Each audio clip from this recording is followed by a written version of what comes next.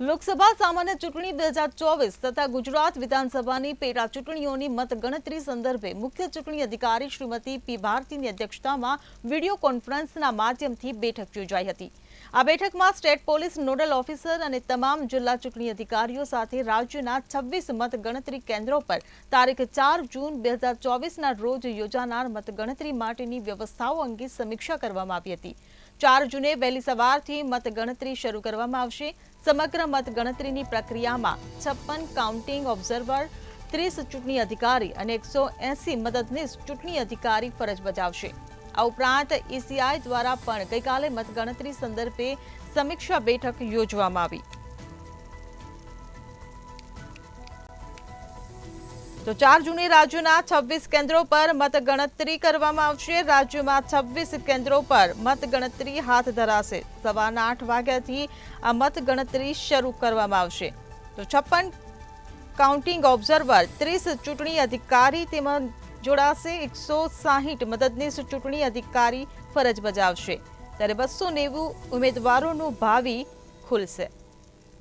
તો લોકસભા સામાન્ય ચૂંટણી 2024 તથા ગુજરાત વિધાનસભાની પેટા ચૂંટણીઓની મતગણતરી હવે હાથ ધરાશે।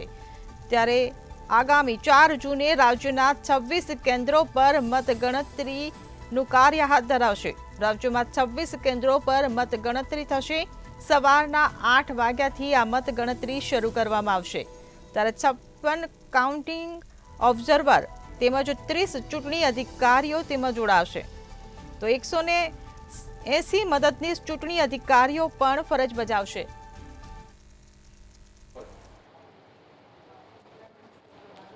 જે પ્રમાણે રાજ્યની અંદર લોકસભાનું ઇલેક્શન થયું અને લોકસભાના જે 26 સીટ પૈકીના જે ઉમેદવારના જે છે તે 290 જેટલા જે ઉમેદવાર છે તેનું ભાવિ ઈવીએમની અંદર હાલ સીલ છે।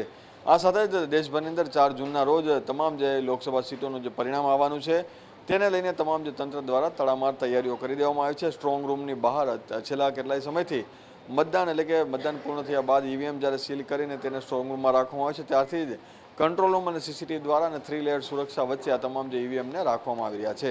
આ સાથે જ આ તમામ જે છે તેના ભાગરૂપે જે અલગ અલગ જગ્યાઓ પર જે મતગણતરી થવાની છે તેને લઈને 26 સીટોની અંદર 290 જેટલા ઉમેદવારો છે તેના જે અત્યારે એક મહત્વપૂર્ણ મિટિંગ છે તે કરવામાં આવી છે।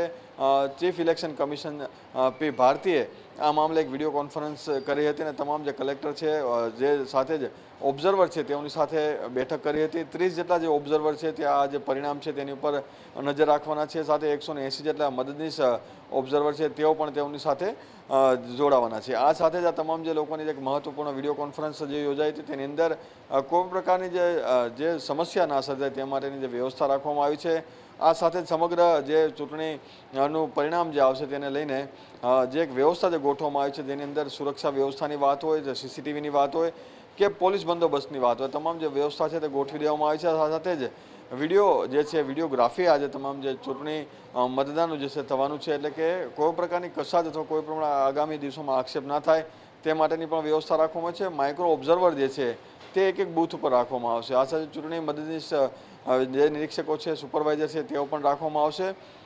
જે એક બૂથ છે તેની અંદર 2 માઇક્રો ઓબ્ઝર્વર પણ રાખવામાં આવશે એટલે કે તમામ જે લોકો છે તેઓ જે કટિબદ્ધ રહેશે કામગીરીને લઈને અને સાથે જ જે બંદોબસ્તની અંદર જે રહેલા લોકો છે ખાસ કરીને મતગણતરીની અંદર આવતા જે લોકો છે તેને ઇલેક્શન કમિશન દ્વારા એક પાસ આપવામાં આવે છે। પાસ વગર કોઈ પણ વ્યક્તિને અંદર પ્રવેશ આપવામાં આવશે નહીં અને સાથે જ મતદારો જે છે તે પૈકીના જે ઉમેદવારો છે અને સાથે તેના ટેકેદારો છે તેઓને પણ જે ઇલેક્શન કમિશન દ્વારા જે પાસ આપવામાં આવે છે તેના દ્વારા જ તેઓ અંદર પ્રવેશી શકશે। આ સાથે જ મીડિયા કર્મીઓ માટે પણ જે પાસની વ્યવસ્થા કરવામાં આવી છે એટલે કે કોઈ પણ વ્યક્તિ બહારની કોઈ પણ વ્યક્તિ અંદર ના ઘૂસે તે માટેની વ્યવસ્થા રાખવામાં આવશે।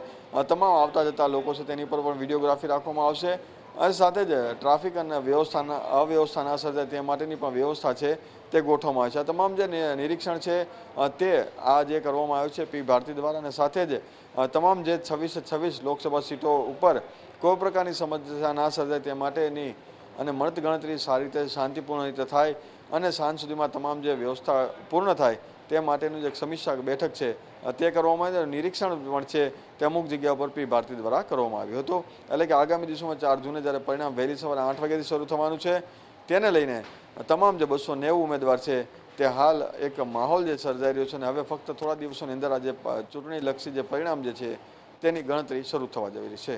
જી. તો આગામી 4 જૂને મતગણતરી થવાની છે. 26 કેન્દ્રો પર આ મતગણતરી હાથ ધરવામાં આવશે. ત્યારે 180 મદદનીશ ચૂંટણી અધિકારીઓ તેમાં નિમાવશે. 290 ઉમેદવારોનું ભાવિ